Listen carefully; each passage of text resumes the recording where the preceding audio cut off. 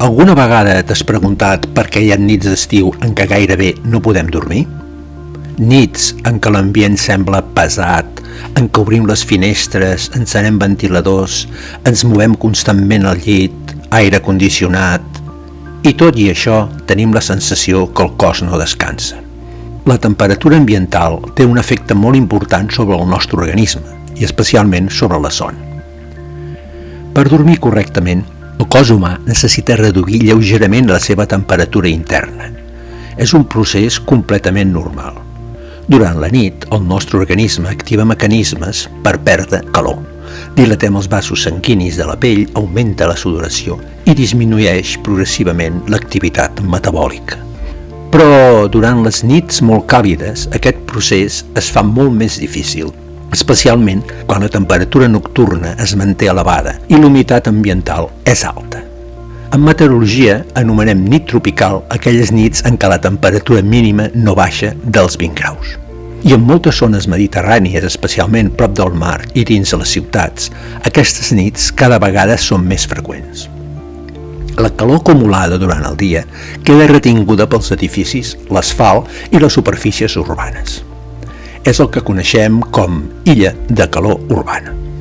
A més, la humitat dificulta l'evaporació de la suor, que és un dels principals mecanismes que té el cos per refredar-se. El resultat és que el nostre organisme continua treballant durant tota la nit per intentar dissipar el calor, i això té conseqüències.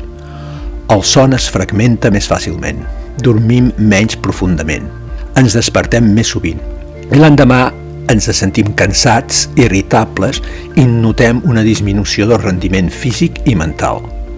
El son profund està estretament relacionat amb la capacitat del cervell de reduir la temperatura corporal.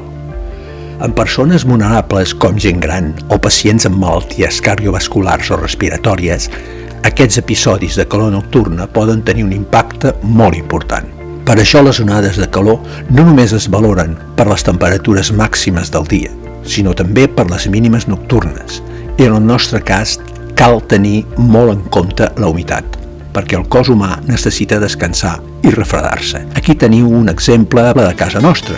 Al Masnou, el 30 de juny de l'any passat, és a dir, el 2025, a les 2 de la matinada, la temperatura era de 29 graus, amb una sensació de 30. Ho recordeu? Val poder dormir? La meteorologia no només condiciona el temps que fa fora de casa, també condiciona el nostre descans i la nostra salut.